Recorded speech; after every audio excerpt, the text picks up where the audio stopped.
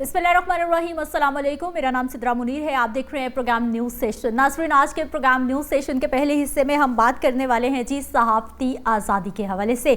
आज के दौर में सहाफ़ती आज़ादी, इजहार राय की कितनी आपको आज़ादी है, और ख़ास तौर पर ये पहली बार नहीं हुआ कि आज़ादी सहाफ़त पर कदगन लगे या फिर मतलब खामोश कराने की कोशिश की जाती हो। ये बड़े अरसे से ये चीज़ें चल रही हैं, लेकिन आज के दौर में मेरा ख्याल है कि ये चीज़ें बहुत ज़्यादा बढ़ गई हैं। मैं बात कर रही हूँ जी, तौफीक भट्ट साहब ने एक कॉलम लिखा, क्योंकि जितने भी ये हमारे सीनियर जर्नलिस्ट हैं, एनालिस्ट हैं, ये कॉलम्स लिखते हैं और अपनी ज़िंदगी के निचोड़ ये कॉलम्स में लिखते हैं, ये खामखा नहीं लिखते। उन्होंने एक लफ्ज़ इस्तेमाल किया जी, ब्यूरोक्रेट की जगह ब्यूरोक्रट लिख दिया। जो किसी जगह पर जाके है उसको वहाँ पर वो चीज़ पसंद नहीं की गई और क्वेश्चन मार्क लगाया गया कि क्यों। एनसीसीआईए को उन्होंने नोटिस भेजा, एनसीसीआईए की जानिब से तौफीक भट्ट साहब को नोटिस आ गया कि जी आप आ जाए और ज़रा पेशी भुगते आके कि आपने ये क्यों लिखा। हालांकि जब भी इस तरह का कोई कॉलम लिखा जाता है, हम यहाँ पर बैठ के बात कर रहे होते हैं, तो वो बिल्कुल भी पूरे इदारे की बात नहीं हो रही होती, बल्कि वो सिर्फ उस स्पेसिफिक टोले की बात हो रही होती है जो कि इदारों को, आवाम को, पाकिस्तान को लूट कर खा रहा होता है। और मोस्ट इम्पॉर्टेंट चीज़ कि ये जो डायरेक्टर जनरल आए रोज़ जो है ऑडिट रिपोर्ट सामने आ रही होती हैं, वो कहाँ से आती हैं? हर इदारे में कहीं ना कहीं कोई ना कोई करप्शन की ऐसी रिपोर्ट्स आ रही होती हैं। आपके सरकार के अपने इदारे बताते हैं और बाकायदा पूरे सबूत सामने पेश करते हैं, तो फिर वो सारी चीज़ें कहाँ से आ रही होती हैं अगर सारा कुछ इतना ही अच्छा है? इस सारे मामले पे बात करनी है जी। हमारे साथ नवीद चौधरी साहब मौजूद हैं जो कि सीनियर सहाफ़ी हैं, और इसी मामले के साथ जो है वो एक और मामला डिस्कस करना है कि फैसल वावडा साहब आजकल जो है वो बहुत ओपन बात कर रहे हैं। उनको कोई क्यों नहीं कुछ कह रहा, उनके ऊपर कोई क्वेश्चन मार्क क्यों नहीं है? ये असेंबलीज़ में जाते हैं, ये जूते लहराते हैं, इनको कोई क्यों नहीं कुछ कहता? ये हमारे जो करता धरता है, अशराफियाँ हैं, इनके लिए सब कुछ जो है वो लीगल क्यों है? और अगर कोई सहाफ़ी तनकीद भी करे तो उसके लिए ये लीगल क्यों है, हालांकि उसका काम ही ये है। नवीद चौधरी साहब, आपको खुश आमदीद कहते हैं। बहुत शुक्रिया सर आपके टाइम का। नवीद साहब, सबसे पहले तो मुझे ये बताइए कि ये आज के दौर में जब हम दुनिया के साथ कदम के कदम मिलाने की कोशिश कर रहे हैं, हम जिद्दत की बात कर रहे हैं, हम डिजिटलाइज होने की बात कर रहे हैं, तो सर ये दिल क्यों इतने तंग होते जा रहे हैं कि अब सहाफ़ियों की तनकीद को भी जो है वो ज़ातियात पर लिया जाएगा? बहुत शुक्रिया। देखें, ये तनकीद भी नहीं है, ये मुआशरा है, हम जहाँ रहते हैं। सही। पाकिस्तान के मुख्तलिफ शहरों में हम सफर करते हैं जी। और जो सरकारी महकमों की सूरत हाल हम सबके सामने है। करप्शन जो है वो बहुत ज्यादा सराहियत कर चुकी है हमारे निजाम में। जब हम लिखते हैं या निशानदेही करते हैं तो उसका मकसद ये होता है कि इस्लाह की जाए। तौफीक भट्ट साहब का ये कॉलम मैंने जिस दिन शायद उसी दिन पढ़ा और उसमें उन्होंने बहुत अच्छी गुफ्तगू की।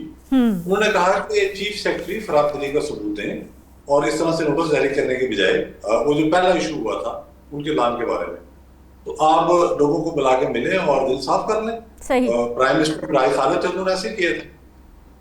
उसके बाद जो ये नोटिस आ रहा है कि ब्यूरोक्रेट क्यों लिखा है, तो क्या हर ब्यूरोक्रेट के साथ लिखना शुरू कर दें? हाजी ब्यूरोक्रेट, पारसा ब्यूरोक्रेट, नेक ब्यूरोक्रेट। वो भाई, पर जब करप्शन हो रही है और बेतहाशा हो रही है, अगर उन्होंने कुछ ब्यूरोक्रेट, ये नहीं कहा कि कई, हालांकि कई भी कह सकते थे, सही, तो ये तो इंतहाई लग, गैर आईनी, गैर कानूनी, गैर अखलाकी किस्म का नोटिस है। और मैं हैरान हूं पंजाब पर कि वो आराम से बैठी हुई है। ये जो जिन अफसरों ने ये दरखास्त दी एनसीसीआईए को, जो पीएस पंजाब चैप्टर के जो अफसर हैं, पाकिस्तान एडमिनिस्ट्रेटिव सर्विस के अफसर, हमारे मालकान बादशाह, एक तो हमारे मालिक कितने हैं यही समझ नहीं आती कि हम किस के गुलाम हैं। उनको सस्पेंड करना चाहिए सबसे पहले कि तुम्हारी हिम्मत कैसे हुई कि इस किस्म की, जो या तो ठीक है चीफ सेक्रेटरी साहब ने ये कहा कि जी मेरे लान के बारे में खबर दे दी पब्लिक टीवी ने और मुझे इस पर इतराज है, वो तो एक चीज थी, पर्टिकुलर थी। सही। अब एक हम जर्नलिस्ट बात कर रहे हैं, हम कहते हैं राशिद थानेदार, क्या हम बस कब से कहना शुरू कर दें कि जी वो पहले से बख्शा शायद जन्नत में जाने वाला थानेदार है, अल्लाह की लाडली मखलूक से करार देने थानेदार को। तो ये तो चीजें वाशिंगटन, हमें जब कहा जाता है लफाफा साहबी, हमने कभी इतराज किया? हमारी सफों के अंदर कैसे लोग मौजूद हैं, वो कहते हैं जी लफाफा साहबी हैं और जनरलाइज बात होती है, ज्यादातर सम्मिलित होते हैं, किसी एक की बात करें तो वहां पर आके मामला होता है। फिर आपने बड़ा अच्छा किया कि फैसल लावड़ा का जिक्र कर दिया। देखें कि एक आदमी जो असेंबली के अंदर जो कार्रवाई हो रही है वहां कुछ बोल रहे थे, मुझे तो हमने समझा कि एक इम्यूनिटी हासिल है, कानूनी तोहफत हासिल है। वो सरेआम चैनलों पे आके कह रहा है, वो कह रहा है चारों मुतल्लिका की वीडियोस मौजूद हैं जिनमें उनकी निजी सरगर्मी में शामिल है। सर वो वीडियोस वो करप्शन स्कैंडल्स बता रहे हैं, वो कह रहे हैं कि वजीर आला के नीचे कोई बड़ा करीबी खातून काम कर रही है, वो तो बाकायदा इशारे देकर बता रहे हैं, उनको कोई पूछ ही नहीं रहा, उनको कोई नोटिस ही नहीं दे रहा। ये असेंबली के फ्लोर पे जाते हैं सर, जूते लहराते हैं, ये गालियां देते हैं एक दूसरे को, सियासतदान, हालांकि इनकी जिम्मेदारी ज्यादा बड़ी है सर, इनको कोई नहीं पूछने वाला। और जो सही भी तनकीद बराए इस्लाह करे वो जी बिल्कुल यही पहलू है कि फैसल लावड़ा साहब ने पिछले दिनों जो कुछ कहा वो काबिल गिरफ्त है कानूनी लिहाज से, सही, उसमें पीका भी लगता है, उसमें फौजदारी मुकदमा भी हो सकता है, उसमें बाकी मामला भी सारे के सारे होते हैं, उसमें जैसे डाला उठा के जा सकता है वो भी उठाया जा सकता है, सही, लेकिन उधर किसी का ध्यान नहीं है,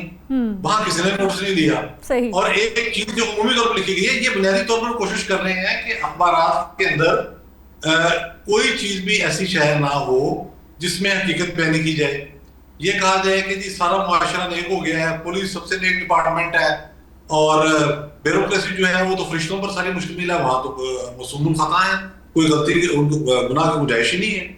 और आप अंदाजा लगाएं कि मैं तो इनके पूर्वज और सोच पे रहा, और उसके बाद हुकूमत ने जो इतना लंबा इंतजार किया, देखिए इस पर APNS का जो मौका है बड़ा शानदार है।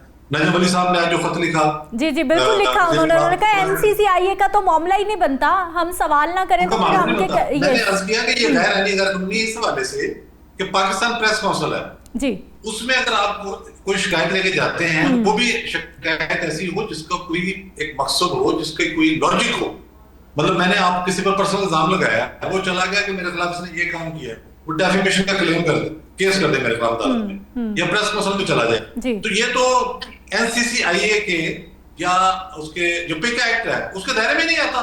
सही, वो तो पहले जब ये एक्ट बन रहा था तो उस वक्त हमने नेगोशिएशंस की, APNS ने नेगोशिएशन की, और हमने जाकर कहा कि भाई ये क्या बना रहे हैं आप, क्या जुबानबंदी करने का प्लान है? उन्होंने कहा जी प्रिंट मीडिया का इससे कोई ताल्लुक नहीं, ये सारी चीजें तय पा चुकी थी। उसके बावजूद, और मैं समझता हूँ सबसे पहले तो सबसे बड़ा फॉल्ट इसमें है ना, ये शिकायत करने वाला जो शख्स है या अशखास है या ग्रोह है, इसको ये काबिल गिरफ्तार है। उसने ये सोचा कैसे कि वो एक कॉलम के अंदर तनकीद की जा रही है जो अक्सर शायद में करप्शन के बारे में जो बच्चा जानता है, उसमें कोई है ही नहीं मामला, चौधरी साहब उनको ये हिम्मत और जुर्रत किसने दी? चौधरी साहब कल को क्या वो अखबार के दफ्तर में ताले लगाएंगे, मीडिया हाउस में ताले लगाएंगे आगे, वो क्या चाहते हैं जेलों में पड़ जाए, इन लोगों को पास साबित करें, इनको फरिश्ते कहें। भाई करप्शन तो एक क्लैरिटी के साथ पता सबको कितनी हो रही है, कहाँ हो रही है, हर जगह, जब कुछ जगह सबूत नहीं होते इंसान मोर्शिद तैयार कर लेता है। लाहौर शहर का अंदर हमें नहीं पता किस अफसर की कितनी प्रॉपर्टी है, हमें पता है शवाहद नहीं होते इसलिए हम मोर्शिद तैयार कर लेते हैं, जहां किसी रिपोर्टर के पास सबूत आता है तो वो उसको ब्रेक भी कर देता है। तो ये स्टोरियां चलती है, और ये मुआशरे के अंदर थोड़ा बहुत साफ बाकी रह गया है, थोड़ा बहुत ही रह गया ना, तो इसीलिए है कि मीडिया वाइब्रेंट है, कुछ चीजों को सामने लाता है, वो इस्लाह करने की कोशिश करता है।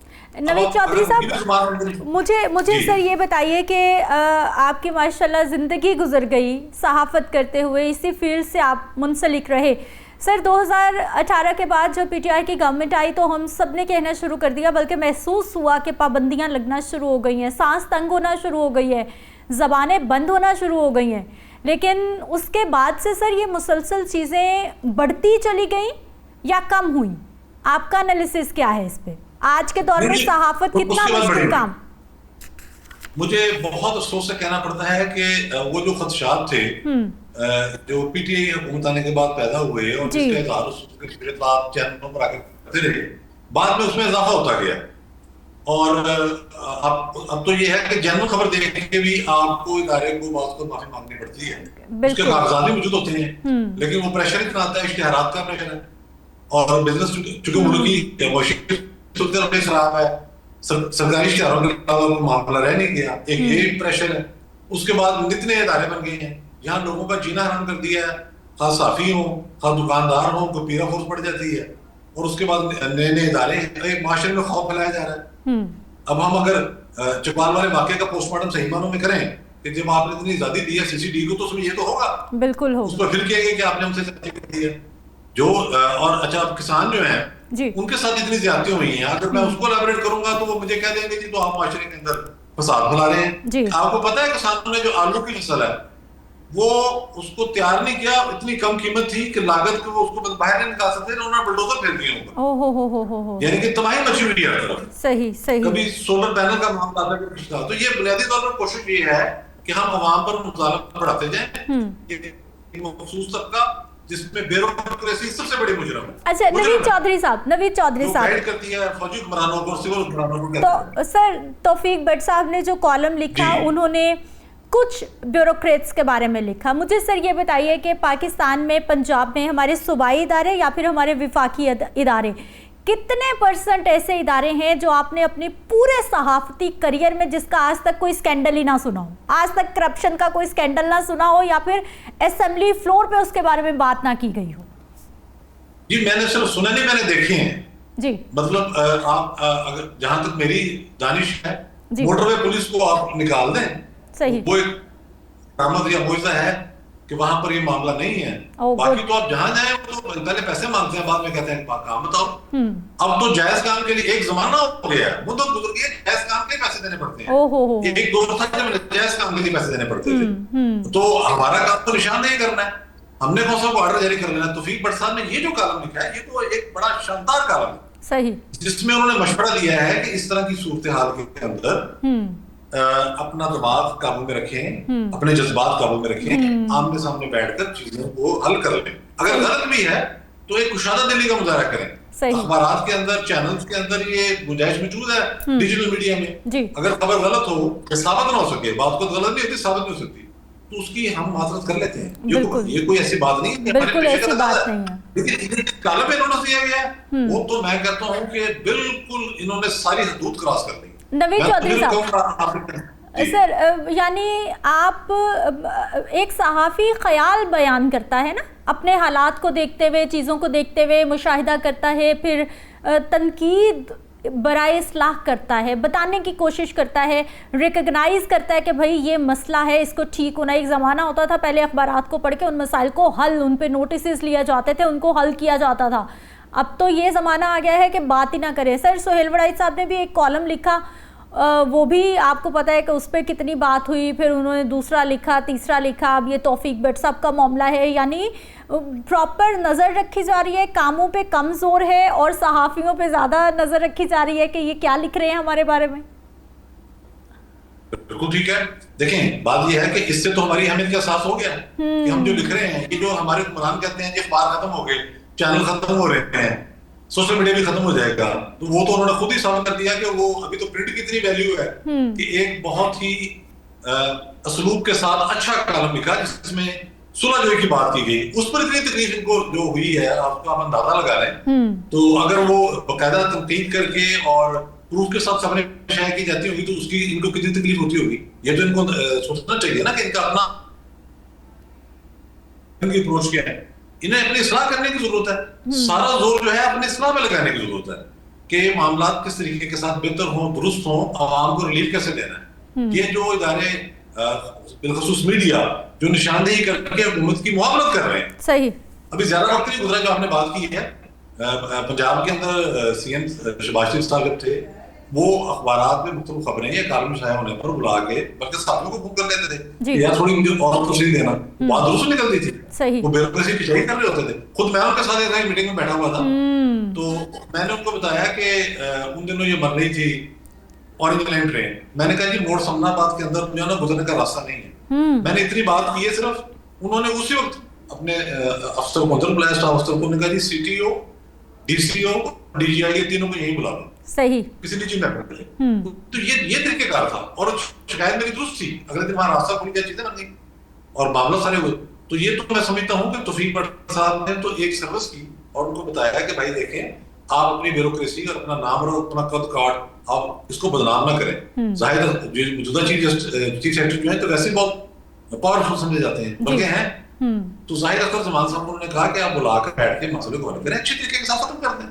अगर ऐसा मामला है भी या नहीं भी तो कोई मसला नहीं। सही। और एक प्राइम मिनिस्टर की मिसाल भी उन्होंने दी। इस बात तो नाका लगा है, पंजाब चैप्टर भेज रहा है जी, ये यूनियन की एसोसिएशन की चैप्टर बनी हुई है जी, ये कोई लेबर यूनियन है, पहले आप हुकूमत कर रहे हैं ऊपर, फिर आपने खसूसी भी बनाई है हुकूमत पर हुकूमत, हम बात भी ना करें, कमाल हो गया। नवीद चौधरी साहब, सर मुझे ये बताइए कि इस सारे मामले में ये जो NCCIA इतना एक्टिव हुआ है, ये किस चक्कर में, यानी ये किस मामले में जो है वो इसका किरदार इस तरह से नोटिस पे नोटिस जाना, कभी किसी सहाफ़ी को, कभी किसी सहाफ़ी को, कभी किसी जो करने के काम है वो तो आपके पास केसेस जो है वो कई कई सालों से लटके पड़े हैं, आप फैसला ही नहीं कर पा रहे, और सारे का सारे नज़र जो है वो NCCIA की भी सहाफ़ियों की तरफ है। आप हालत का अंदाजा लगाएं कि आज सुबह मैं घर पे था तो मुझे लाहौर के साबिक मेयर जो कर्नल मोशर साहब हैं, उनका व्हाट्सएप मैसेज आया, मुझे इतने पैसे चाहिए। मैं समझ गया कि उनका व्हाट्सएप हैक हो गया। मैंने उन्हें फोन किया, उन्होंने कहा कि वो हैकर ने यही पैगाम वज़ीर-ए-आला मरियम नवाज को भी भेजा है और ख्वाजा साद रफीक साहब को भी भेजा है। साहब ने आगे से कहा कि एड्रेस मैं आगे देता हूँ। सही। अब ये फ्रॉड है। अच्छा, मेरे ऐसे बंदे को फोन आ जाता है कि आपका पार्सल आया हुआ है, इस नंबर पे डायल करें, यानी कि साइबर क्राइम जो है वो अखीर पे पहुंचे। जो काम करने का है भी आप उधर जाए। आपको किसी ने अगर ड्यूटी सौंप दी है कि आपने मीडिया का कला कमा करना है, तो ये तो नहीं होगा। ये तो आवाज आती रहेगी, नौकरियां जा सकती हैं, मुकदमे बन सकते हैं, हम जेलों में जा सकते हैं, कई चीजें हो सकती हैं, लेकिन ये मीडिया का कला कमा आप कैसे करेंगे? ये तो नहीं होगा। ये कोई ऐसे, अभी देखें, कोई ऐसी ये खौफनाक किस्म की रियासत नहीं है जिसमें आप सारा कुछ खत्म करके स्टेट वर्जन पेश करें। चीजें जो हो रही हैं वो जाहिर है उसका सामने आएगा। तो हम नहीं होंगे तो कोई और होगा, और ये चीजें सामने आती रहेंगी। आप अपने जो मामला सर, ये जो तरीका आप बता रहे हैं जो अपनाया जा रहा है, कोई समझाने वाला नहीं है कि इस तरह चीज़ें ठीक नहीं होंगी? क्योंकि अब जिस तरह अगर हम डिजिटल मीडिया की, सोशल मीडिया की बात करते हैं, हर इंसान ने हाथ में माइक पकड़ा हुआ है, वो रोड पे खड़ा होता है, लोगों से बात करता है, लोग तो फ़ौरन से पहले बता देते हैं आप कितने लोगों को प्लांट कर सकते हैं, आप इतने लोगों को प्लांट तो नहीं कर सकते। लोगों की तकलीफ़ है तो आवाज़ तो सर निकलेगी ही निकलेगी। कहाँ कहाँ से रोका जा सकता है? अब तो हर घर में एक चैनल बैठा हुआ है, अब तो हर घर में एक चैनल बना हुआ है। बिल्कुल दुरुस्त आपने कहा है कि जो मसाइल हैं अब तो हर एक की दस्तरस में है कि वो उसने उसकी वीडियो बनाई और सोशल मीडिया पर पोस्ट कर दी, बात सारे सामने आ गई और बहुत सारी चीजें ऐसे बेनकाब हुई। अब ये कोशिश करना इस टेक्नोलॉजी के दौर में, ये तो उस दौर में जब अयूब खां का मार्च चल रहा था, जब जवाहर का मार्च चल रहा था, मुशर्रफ का मार्च चल रहा था, बाद में मामला रहे या सिविलियन डिक्टेटर रहे, उस दौर में चीजें नहीं रुकी, सब कुछ सामने आया। साफी जेलों में भी गए, साफी ने कोड़े भी खाए, साफी ने टार्चर भी भुगता, टांगे टूटी, इनकी सर फाड़े गए, सारा कुछ होता रहा। तो ये सिलसिला तो इस तरह से चल रहा है। होना तो ये चाहिए कि स्टेट अपने मामलों को दुरुस्त करे और अपने इदारों से ये कहे कि आपका ये मैंडेट नहीं है। अभी ये टेस्ट केस है वज़ीर-ए-आला पंजाब के लिए, बेशक वो फेडरल सर्विस के मुलाजिम है, PSA मुलाजिमीन, उन्होंने पंजाब चैप्टर ने भेजा, ये रिकमेंड करें उनको, अगर पंजाब में लगे तो सस्पेंड किया जाए उनको। उन्होंने ये, उनकी ये नालायकी का ये आलम है कि कुछ ब्यूरोक्रेट लिखने पर वो NCCA की दरख्वास्त दे रहे हैं और वो इन्वेस्टिगेशन के लिए बाकी। अच्छा, वैसे सर एक बात है नवीद चौधरी साहब, मैं सर एक सजेशन देना चाहूँगी कि ये जिसने भी दरख्वास्त दी है ना, वो उनके मामला ज़रा चेक कर लिए जाएं, उनके ज़रा FBR में उनके असासे, उनकी चीज़ें, उनके मामला ज़रा देख लिए जाएं। क्या पता कहीं ना कहीं से कुछ निकल ही जाए, क्योंकि हमेशा चोर की दाढ़ी में तिनका होता है। बहुत शुक्रिया नवीद चौधरी साहब, आप हमारे साथ मौजूद रहे और आपने बड़े बेहतरीन अंदाज में बताया कि जब मार्शल लॉ के दौर थे उस वक्त आप सहाफ़त को नहीं दबा सके, ज़बानों को बंद नहीं कर सके, तो फिर आज कैसे मुमकिन है जब डिजिटल दौर है, जब सोशल मीडिया का दौर है, जब हर हर घर में एक न्यूज़ चैनल मौजूद है। मैं एक ब्रेक पे जाती हूँ, वापस आएंगे, कुछ मज़ीद टॉपिक्स पे बात होगी।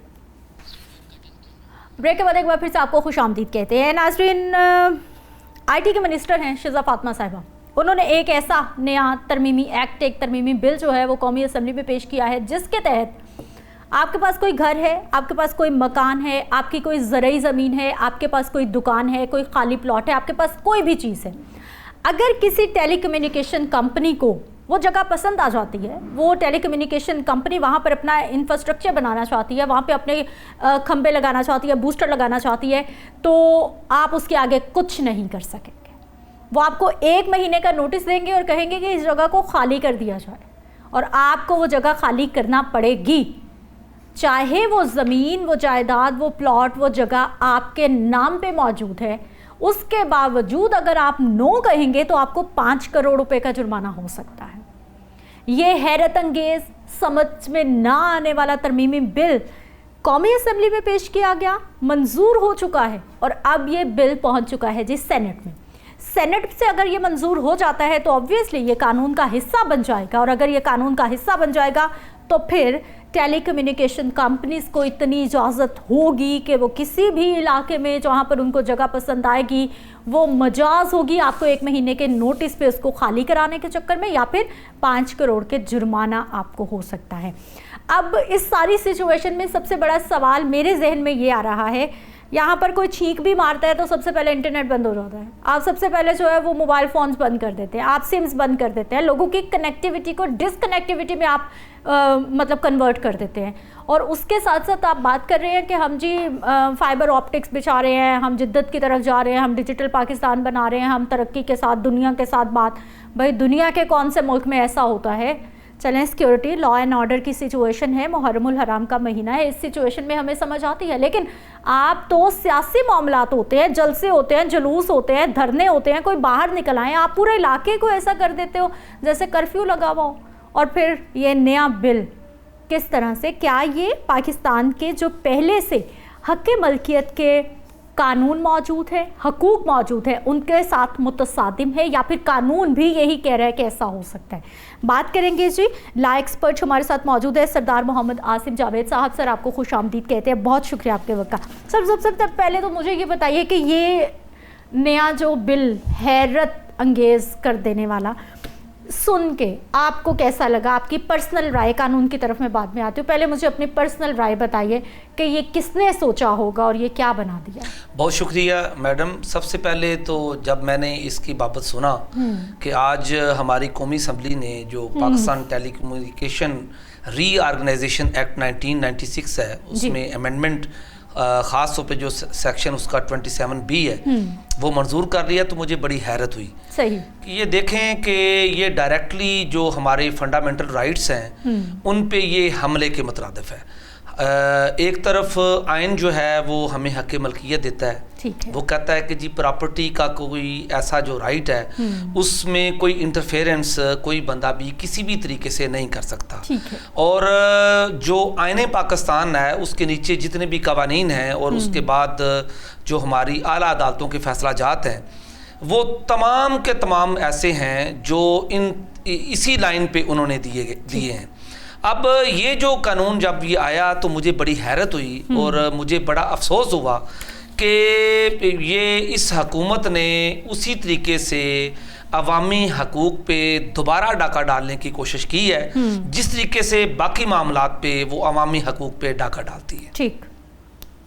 अच्छा सर मुझे ये बताइए, आपने कहा कि ये कानून कौमी असम्बली से पास हो गया, किसी ने कुछ कहा है ये नहीं? उन्हें पता है कि ये तो गरीब के घर में लगाएंगे ना बूस्टर जाके, ये तो गरीब का घर टूटेगा, अमीर के घर में तो कुछ भी नहीं होगा। सर उसकी ना ज़मीन को ना वो तो किसी तरफ भी देखेगा ही नहीं उधर कोई। अब देखें कि जिस तरीके से ये लेजिस्लेशन इस वक्त हमारी कानून साज असम्बली कर रही है वो इंतहाई नामुनासिब है। सही। एक तो सूरत हाल इस तरीके की है कि आप देखते हैं कि ये तो अभी कानून बना है जी। आइन में जिस तरीके से तरमीम होती है वो भी बड़ी अजीब तरीका है और वो आज तक ना पाकिस्तान में ना दुनिया में बल्कि किसी भी महज़्ज़ब मुआशरे में ऐसा तरीका जो है उसको अडॉप्ट नहीं किया जाता। अब ये वाला जो कानून है ये मैं तो ये समझता हूँ कि ये डायरेक्टली आईने पाकिस्तान से मुतसादम है। आईने पाकिस्तान इसके अलावा जो हमारा रूल्स उसके नीचे बने हुए हैं उससे भी मुतसादम है और ख़ास तौर पे ये इस्लाम से मुतसादम है। देखें इस्लाम जब प्रोटेक्शन देता है किसी बंदे को उसकी प्रॉपर्टी की प्रोटेक्शन देता है तो ये कानून के ज़रिए वो प्रोटेक्शन किस तरीके से छीन सकते हैं। मैं ख़ास तौर पे अपनी जितनी भी तंजीमात हैं हमारी बुकला की तंजीमात हैं इसके अलावा जो हमारी NGOs हैं जो अवामी हकूक़ से तल्लक़ रखती हैं और सबसे अहम जो हमारी सियासी पार्टी हैं उनसे मैं तवक्को रखता हूं कि वो इस पे इंटरफेरेंस करेंगी और कम अज कम अगर ये कौमी असम्बली से पास होकर चला गया है वहां तो एक रबड़ स्टैंप की तरह से वहां से बड़ी तेजी से निकला है और जिस तरीके से ये कानून वहां से निकला है वो एक शायबा देता है कि इसके पीछे कोई ऐसी ताकतें हैं, कोई ऐसे लोग हैं जिन्होंने किसी भी अवामी फोरम पर इसको डिस्कस नहीं होने दिया और डायरेक्टली कौमी असेंबली से पास होकर इसको सेनेट में पहुंचा दिया। अच्छा सर, मुझे ये बताइए कि जिस तरह से हम ये बात कर रहे हैं, ये तो फिर एक तरह का कब्जे के उसमें नहीं आ जाएगा कि आपने किसी को इजाज़त दे दी है कि आप कहीं जहाँ मर्जी जाकर जो है वो जिस मर्जी की जायदाद पे आप अपना हक जमा लें। और दूसरा इम्पॉर्टेंट पॉइंट ये भी मुझे बताइएगा, अगर कोई सरकार के प्रोजेक्ट्स हैं, जैसे हमने देखा कि ऑरेंज लाइन ट्रेन बनी है, मेट्रो बनी है, या फिर मुख्तलिफ प्रोजेक्ट्स बनते हैं, उसमें अगर जिन लोगों की ज़मीनें आ रही होती हैं, क्या सरकार के पास इतनी अथॉरिटी होती है कि वो लोगों से खाली करा रहे? वो किस सूरत में होती है? क्या इसको उसके साथ जोड़ा जा रहा है? नहीं, देखें डेवलपमेंट के साथ। बड़ा अहम सवाल आपने किया है। सबसे पहले देखें कि ऑरेंज लाइन है, जितने भी अवामी मंसूबे होते हैं उनके लिए अगर किसी अदारे को ज़मीन चाहिए होती है, सरकार को ज़मीन चाहिए होती है, तो वो लैंड एक्विजिशन एक्ट के तहत उसको एक्वायर करते हैं। एक्वायर करने के बाद अगर किसी बंदे को जो वो उसका मुआवजा दे रहे हैं उस पर इतराज़ होता है तो वो उसका रेफरेंस बनवाता है और उसके बाद वो कोर्ट ऑफ लॉ में जाता है और कोर्ट ऑफ लॉ डिसाइड करती है कि ये मुआवजा इसको दुरुस्त मिला है या नहीं मिला, और कोर्ट ऑफ लॉ में वो मुआवजा बढ़ भी जाता है। लेकिन ये वाला जो अभी कानून में हालिया तरमीम है, ये तो देखें ना कि तमाम जो तरीका जात हैं उनको बाईपास कर दिया गया है। डायरेक्टली जो है वो ये जो कंपनीज हैं जिनके ये बहुत बड़े सेठ जो जी प्राइवेट कंपनीज हैं और इसके बड़े हमारे जो सेठ मालिक हैं, हमारे जो इसमें डायरेक्टली उन्होंने अब जो अवाम की प्रॉपर्टी है वो उसका उनको वारिस बना दिया है। एक नोटिस देना है उन्होंने, नोटिस भी उन्होंने बजरिया डाक भिजवाना है। अगर उस नोटिस का कोई जवाब नहीं आया तो यही समझा जाएगा कि उनको उनकी प्रॉपर्टी में इंटरफेरेंस करने का हक मिल गया। अच्छा सरदार साहब, खैर हम जिद्दत की तरफ जाने की बातें कर रहे हैं, हम उन ममालिक को फॉलो करने की कोशिश कर रहे हैं। उनके यहाँ तो ये तारे शारे हैं, ये खंबे खुंबे, ये सब कुछ सर नज़र ही नहीं आता। वो तो आसमान पे फ़ज़ा में अपनी चीज़ें ले गए, उन्होंने तो अंडरग्राउंड कर ली, उन्होंने तो सब कुछ कर लिया।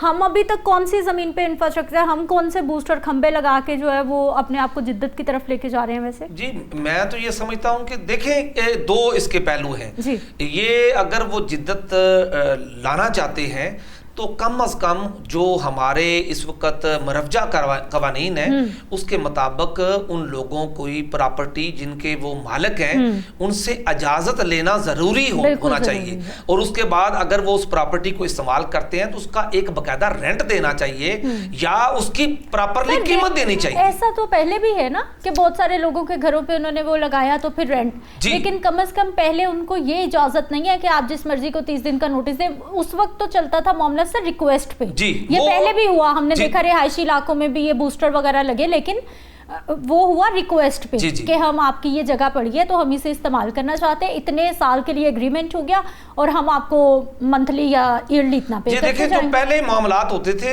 उसमें ये सूरत होती थी कि ये दोनों फ्रीकैन आपस में बैठते थे और उसमें तय करते थे कि हम आप ये जो हमसे रिक्वायरमेंट इतनी जमीन ले रहे हैं उसके बदले में आप हमें इतना मुआवजा देंगे, जो दोनों फ्रीकैन की रजामंदी से होती थी। अब दोनों फ्रीकैन की रजामंदी से तो कोई भी मामला हो सकता है, लेकिन ये वाला जो है फुली के आप 5 करोड़ का उनको फाइन मतलब कर ये 10 लाख से 5 करोड़ तक जो जुर्माना है ये भी इंतहाई जुल्म है। जो हमारी आवाम है वो पहले महंगाई की चक्की में पिसी हुई है और ऊपर से उनकी जो मलकियत है वो उनसे छीनना और उसमें मदाखलत करना ये किसी तौर पे भी मुनासिब नहीं है। मैं अपनी तमाम तंजीमात, खास तौर पे हमारी जो सियासी तंजीमें हैं, जो जमातें हैं, उनसे गुजारिश करता हूं कि वो इसमें इंटरफेरेंस करें और मैं हुकूमत से भी तो अपोजिशन तो है ही नहीं, ग्राउंड खाली है इस वक्त, सिर्फ हुकूमत ही हुकूमत है, किसने चैलेंज करना है? मैं ये समझता हूं कि हुकूमत, चाहे ये लूली लंगड़ी हुकूमत है या फॉर्म 47 की हुकूमत है, उससे भी मैं ये तवक्को रखता हूं कि उन्होंने आज नहीं जाना, 2 साल बाद नहीं जाना, 10 साल बाद तो उनको इस अवाम के पास जाना पड़ेगा, आखिर उस अवाम के पास जाना पड़ेगा। लिहाजा उनको अवाम के साथ इतना जुल्म नहीं करना चाहिए कि अवाम जो है जब वो अवाम के पास जाए तो फिर अवाम आगे से डंडा लेके उनके पीछे हो जाए। अच्छा सर, मुझे ये बताइए कि ये जो बिल है, तरमीमी बिल है, इसको चैलेंज किया जा सकेगा, रिव्यू के लिए चैलेंज किया जा सकेगा? अभी तो जाहिर है कि ये कौमी असम्बली से पास हुआ है जी। जब ये सेनेट से पास हो जाता है उसके बाद ये सदर पाकिस्तान के पास जाएगा और अगर वो उस पे सिग्नेचर कर देते हैं और ये एक्ट बन जाता है, उसके बाद इसको जो है वो बुनियादी हकूक से मुतसादम होने की बिना पर, इस्लाम से मुतसादम होने की बिना पर और जो हमारा आईने पाकिस्तान है उससे मुतसादम होने की बिना पर इसको चैलेंज किया जा सकता है और मैं तवक्को रखता हूं कि इसको यकीनन चैलेंज किया जाएगा। अच्छा ठीक है सर, एक और इंपॉर्टेंट चीज, 5 करोड़ रुपए fine, is it not too much? कितने कवानीन है या हमारे कितने कानून की खिलाफ वर्जियां हैं जहां पर इतनी बड़ी अमाउंट सजा के तौर पर? मैं तो इस पूरे कानून में जो तरमीम है मैं इसको सारे एज ए होल ही दुरुस्त नहीं समझता। 5 करोड़ तो बड़ी हैवी अमाउंट है। एक तो आप उस बंदे की प्रॉपर्टी पे कब्जा कर रहे हैं और ऊपर अगर वो बंदा उसमें मदाखलत कर रहा है, वो कह रहा है कि मेरी ये प्रॉपर्टी है, आपसे गुफ्तगू-ओ-शनीद कर रहा है, तो उसमें रुकावट डालने की पदाश में आप उसको जुर्माना कर रहे हैं और ये जुर्माना भी जो है वो एग्जीक्यूटिव अथॉरिटी कर रही है। इसमें कोर्ट ऑफ लॉ का जो पहले एक आंसर होता था कि कोई भी चीजें जो हैं अगर किसी बंदे पे इंपोज करनी है तो कोर्ट ऑफ लॉ पे जाना पड़ेगा। ये तो कोर्ट ऑफ लॉ के इख्तियार जो हैं उनको भी एग्जीक्यूटिव को दे दिया गया है, जो इनडायरेक्टली ये भी कानून की खिलाफ बिल्कुल ऐसा ही है। जी जी, ये तो इस तरीके से भी कानून की खिलाफ वर्जी है। ठीक, अच्छा सर मुझे ये बताइए कि जैसे ये असेंबली से मंजूर हो गया है, आजकल की जो सिचुएशन चल रही है आपको पता है, आपको लग रहा है कि सेनेट से भी मंजूर हो जाएगा और फिर सदर साहब इस पे चुप करके साइन कर देंगे, या वाकई कोई एतराज उठा सकता है? आपको लगता है कि कोई एतराज उठाने वाला भी मौजूद है ऐवानों में? मैं तो सबसे पहले आपका शुक्रिया अदा करता हूं, आपके न्यूज चैनल का शुक्रिया अदा करता हूं। देखें, आप बारिश का पहला कतरा साबित हुए हैं, आपने इस पे अपनी आवाज उठाई है। इसके अलावा जब ये लोग सुनेंगे, देखेंगे, लोगों को पता चलेगा तो मुझे यकीन है कि इस पे जरूर आवाज उठाई जाएगी और हो सकता है कि जो हमारे वो नुमाइंदे जो इस वक्त सेनेट में बैठे हुए हैं तो उन पे के कानों पे जो पहले जूं नहीं रेंगती थी वो इससे उठे, जागे और इस पे मदाखलत करें और इसको पास करने से इनकार कर दें। सरदार साहब, हक़ मलकियत का जो कानून है जिस पे हमने पहले भी बात की है, आपने बताया है, क्या ये नया बिल उसके साथ मुतसादिम है या फिर ये बन जाएगा तो फिर बस ठीक है, सरकार की मर्जी, जो मर्जी कानून बना? मैं तो पहले ही ये बात कर रहा हूँ कि जो हमारा आर्टिकल 23 है गालबन कॉन्स्टिट्यूशन ऑफ पाकिस्तान का, वो बड़ा क्लियरली कहता है कि प्रॉपर्टी को इस्तेमाल करने का राइट है उस बंदे का जो उसका मालिक है, वो उसको कानूनी तौर पे हर तरीके से इस्तेमाल करने का राइट रखता है और कोई बंदा भी उसमें इंटरफेरेंस नहीं कर सकता। ये तो डायरेक्टली आप कंपनीज को एक लिख के दे रहे हैं कि वो डायरेक्टली किसी भी प्रॉपर्टी को जो उनको पसंद आ जाए उसमें वो मुदाखलत करें, उसमें वो कब्जा कर लें, उसमें वो अपना टावर नस्ब कर लें और जो बंदा उसका मालिक है उसको उसका मुआवजा भी ना मिले, उसको उसका रेंट भी ना मिले और वो उस प्रॉपर्टी से आउट हो जाए। तो ये तो डायरेक्टली डाका डालने के मतलब है, अवामी हकूक जो है उस पे डाका डालने के मतलब। सरदार मोहम्मद आसिम साहब, बहुत शुक्रिया सर, आप हमारे साथ मौजूद रहे। लेकिन इस बिल के हवाले से अभी बहुत सारी चीज़ें मजीद सामने आना बाकी हैं, लेकिन फिर भी किसी की भी जायदाद है, आप उसको रिक्वेस्ट करके कोई पैसों वैसों का बता के कोई डील करके जो है मनवा सकते हैं कि टेलीकम्युनिकेशन कंपनीज को दे दें, भाई फ़ायदा हो जाएगा। लेकिन ये जुर्माने रख के, 5 करोड़ के जुर्माने रख के जी आपको 1 महीने का नोटिस, और ये कौन सा तरीका है? ये किस तरह से आप डंडा लेके आवाम के पीछे पड़ गए हैं कि भाई ऐसा ही करना पड़ेगा? और कुछ प्राइवेट लोगों को नवाजने के लिए आने वाले वक्त में पता लग जाएगा कि आपने किसको नवाजा है और किस तरह से नवाजा है। मैं ब्रेक पे जाऊँगी, वापस आएंगे, कुछ मज़ीद टॉपिक्स हैं उन पर बात करेंगे। ब्रेक के बाद एक बार फिर से आपको खुशामदीद कहते हैं। नाज़रीन, ये जो खबर मैं आपको सुनाने वाली हूँ ना और जिसकी डिटेल्स मैं आपके साथ शेयर करने वाली हूँ, इसके बाद सिर्फ एक चीज़ बाकी रह गई है कि सूबा पंजाब का नाम बदल के सूबा मरियम नवाज रख दिया जाए, या सूबा नवाज शरीफ रख दिया जाए, या सूबा शहबाज शरीफ रख दिया जाए, या फिर सूबा नून लीग ही रख दिया जाए। मैं ऐसा क्यों कह रही हूँ अभी बस सुनिए और देखते जाइए। बजट पास हो गया है जी पंजाब का 2026-27 के लिए, और इसका जो डेवलपमेंट बजट है, पहले हुआ करता था पिछले सालों में 1450 अरब, उसे कट लगा के आधा कर दिया गया है। तरक्याती बजट की मैं बात कर रही हूँ, उसे कट लगाया गया, आधा कर दिया गया, 750 अरब जो है वो अब रह गया है जी तरक्याती बजट। अब वो जो 750 अरब है ना, उसमें से जो ज़्यादातर बजट की अमाउंट है वो जिन मंसूबों के लिए मुख्तिस की गई है, वो मंसूबे आवाम की फलाह के लिए, आवाम की तरक्की के लिए और आवाम की सहूलत के लिए कम और किसी ख़ास सियासी जमात की तशहीर के लिए ज़्यादा लग रहे हैं। कोई ऐसा प्रोजेक्ट नहीं है जिस पे आपके नाम की तख्ती ना हो, कोई ऐसा प्रोजेक्ट नहीं है जिसको आपने अपने नाम के साथ, अपने वालिद साहब के नाम के साथ, अपनी वालिदा के नाम के साथ जोड़ा ना हो। आप जोड़िए, मुझे कोई एतराज़ नहीं है। आप 100 मंसूबे शुरू कीजिए और आप नून लीग रखिए, आप पूरे ख़ानदान के नामों पे मंसूबे रख दीजिए, मुझे कोई एतराज़ नहीं है।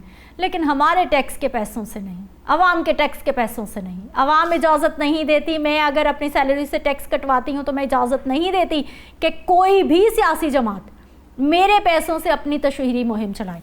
अब सुन लीजिए जी, नवाज शरीफ मेडिकल डिस्ट्रिक्ट है लाहौर, 169 बिलियन रुपीज़ तजवीज़ है जी आने वाले बजट में। Nawaz Sharif institute of cancer treatment and research centre 75 billion rupees. Nawaz Sharif centres of excellence 40 billion. Nawaz Sharif institute of cardiology 14.2 billion rupees. Mian Nawaz Sharif information technology programme 9 billion rupees. Project name after जो मरियम नवाज शरीफ साहिबा के नाम पे भी बहुत सारे प्रोजेक्ट आने वाले वक्त में शुरू हो रहे हैं और पहले से भी चल रहे हैं, उनकी भी डिटेल्स ले लीजिए। Maryam Nawaz Sharif free internet project 51.32 billion rupees तजावीज़ है। Maryam Nawaz sport city Lahore 50 billion. Maryam Nawaz social security ration card 40 billion. Maryam Nawaz health clinic 21 billion. Maryam Nawaz Sharif centre of academic leadership schools, ये भी लाहौर का एक प्रोजेक्ट है, 13 बिलियन। टेल Maryam programme public governance portal है ये, इसके लिए भी 1 बिलियन रुपीज़। और ये सिर्फ कम है, और बहुत सारे प्रोजेक्ट्स हैं जो इन्हीं के नामों पे हैं। इसार राना साहब हमारे साथ मौजूद हैं, सीनियर जर्नलिस्ट हैं, एनालिस्ट हैं। सर आपको खुशामदीद कहते हैं, बहुत शुक्रिया आपके वक्त का। राना साहब क्या करना चाह रहे हैं सर, ये आपकी गवर्नमेंट क्या करना चाह रही है?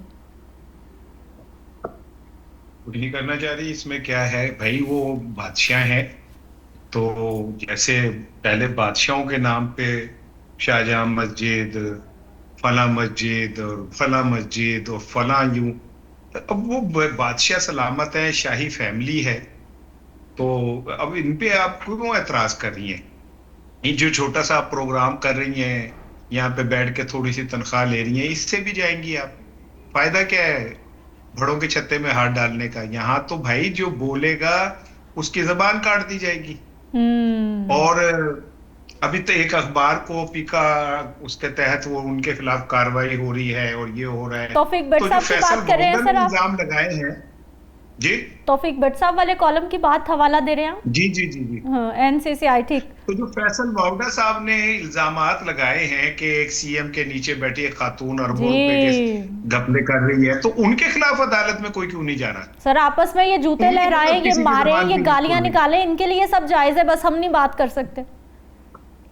और अब और सुन लें आप जी कि पंजाब के बजट में 2024 में वीआईपी फ्लाइट मेंटेनेंस के लिए थे कुछ तकरीबन 22 करोड़ रुपए रखे गए थे। सही।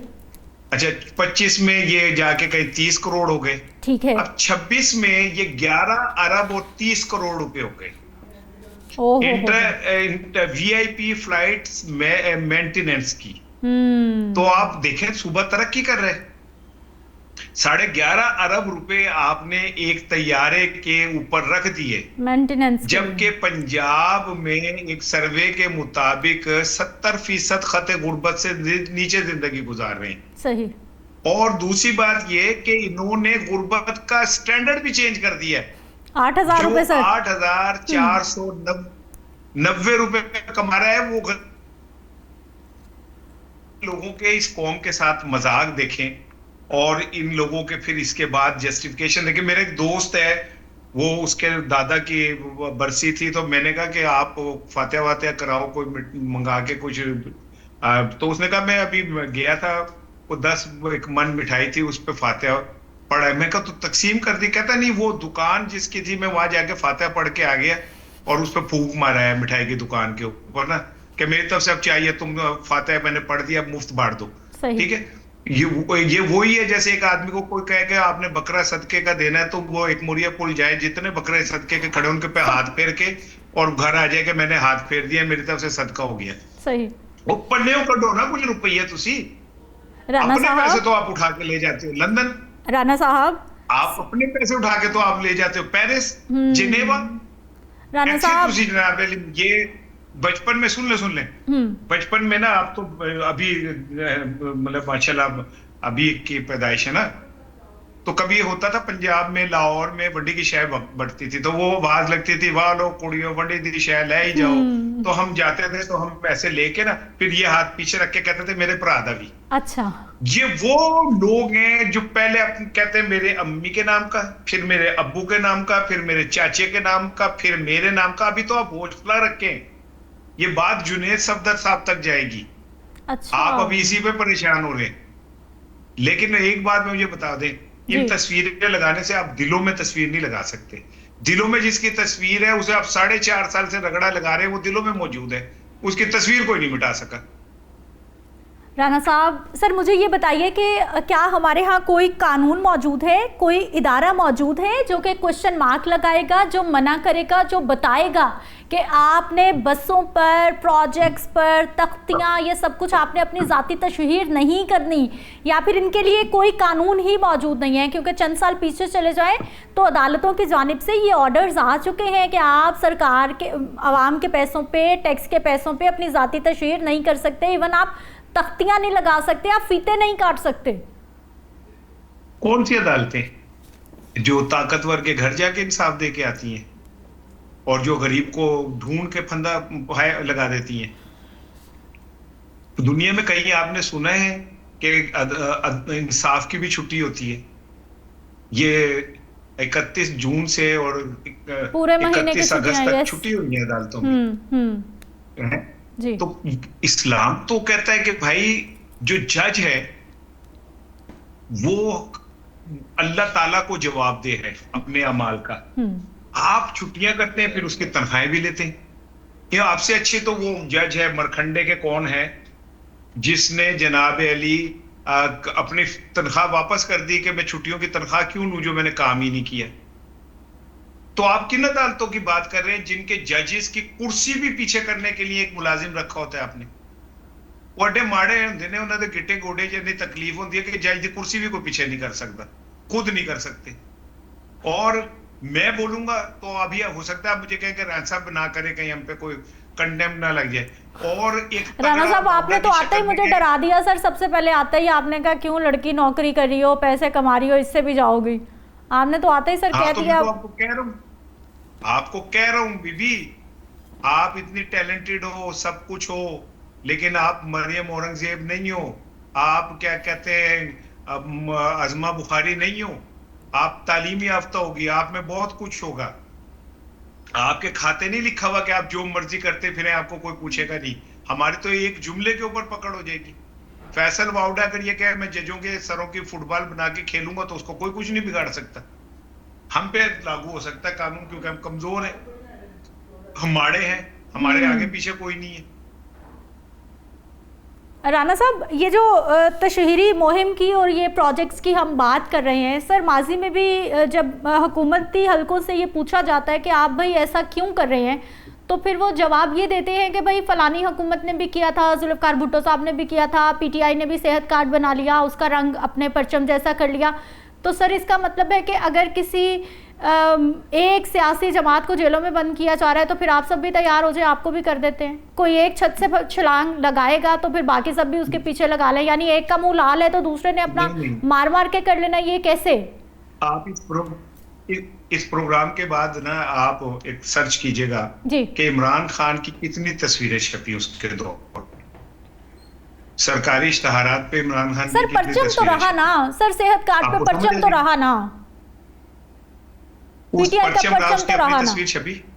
तस्वीर सर है, तशहीर की बात हो रही है ना, तशहीर की बात हो रही है, चाहे वो परचम की सूरत में हो आपके नाम। नहीं सही नहीं, आप गलत करेंगे, आप बिल्कुल गलत चीजों को मिला रही हैं। सही। यहाँ पे तो आलम ये है कि फलों की रेडियो पे भी आपकी तस्वीर लगी, बिल्कुल लगी हुई है। यहाँ तो आलम ये कि अगर किसी रेडी पे आपकी तस्वीर, मैंने वो देख रहा था उसमें मरियम साहिबा का पोस्टर था, तो उस आदमी ने कहा कि ये पोस्टर उतार तो हम तुझे क्या नाम है तेरी चीज इतने की खरीदेंगे। उसने कहा जी ये मैं उतार दूंगा तो मेरी रेडी नहीं रहेगी। इमरान खान के दौर में ऐसा नहीं था। परचम की तस्वीर होना और जाती तस्वीर होने में फर्क है। परचम तो उनकी पार्टी की अलामत है, किसी जाती शख्स की तो तशहीर नहीं हो रही ना। लेकिन सर पार्टी की भी तो नहीं होनी चाहिए ना, तशहीर की बात हो रही है। जिस पार्टी ने किसी आवाम के लिए काम किया तो उस पार्टी की तशहीर होनी चाहिए। सरकार के पैसों से नहीं होनी चाहिए ना सर, मेरे आपके पैसों से नहीं होनी चाहिए, अपने पैसों से करते रहें, चाहे तस्वीरें लगाएं, परचम लगाएं, जो मर्जी करें। आपका अगर किसी जमात का मंशूर है कि हमने मुफ्त हेल्थ देनी है और वो देते हैं और वो अपनी पार्टी के इस मंशूर को कहते हैं कि देखें जी हमने ऐसे कर दिया, ये कुछ और चीज है। इंडिविजुअल की हर चीज पे अपनी तस्वीर होना कुछ और चीज है। ठीक, आप जाती तौर पे अपनी तशहीर करें ये कुछ और चीज है। आप पार्टी के परचम की कर रहे हैं तो वो तो ठीक है, वो अमेरिका में भी होता है, वो तो सब जगह है सर कि आप अपनी पार्टी का जो है उसको प्रमोट कर सकते हैं, लेकिन आप अपनी जाती शख्सियत को सरकारी पैसों पे नहीं कर सकते। सही, कुछ चीजों के फर्क हैं। लेकिन फिर दूसरी बात यह है कि इमरान खान ने अगर हेल्थ कार्ड दिया तो इमरान खान का हेल्थ कार्ड पूरी दुनिया ने तस्लीम किया कि ये वाहिद प्रोजेक्ट था जिसमें करप्शन नहीं हुई। आपने बेनजीर भुट्टो इनकम सपोर्ट के अंदर ग्रेड 20 के लोगों को करोड़ों रुपए दे दिए बेनजीर के नाम पे, और खुद दुनिया ने माना कि ये करप्शन का निजाम। पंजाब बेनजीर इनकम सपोर्ट को मानने के लिए तैयार नहीं, इसीलिए उन्हें पता है कि खांचे लगे हुए, ये पैसे जाएंगे कहीं और, किसी और के पेट में। ठीक है इसार राना साहब, सर आप हमारे साथ मौजूद रहे, बहुत शुक्रिया आपके वक्त का। और सवाल यही है कि सरकार के पैसों पर, हुकूमत के पैसों पे, मेरे आपके टैक्सेस के पैसों पर किस तरह से तशहीर, क्योंकि मैं एक हवाला देना चाहूँगी, परवेज़ इलाही साहब ने 1122 बनाई, कहीं उनकी तस्वीर नहीं है, लेकिन हर शख्स जानता है कि किसने बनाई। मुझे इजाज़त दीजिए, अगले प्रोग्राम में मुलाकात होगी। अल्लाह निगहबान।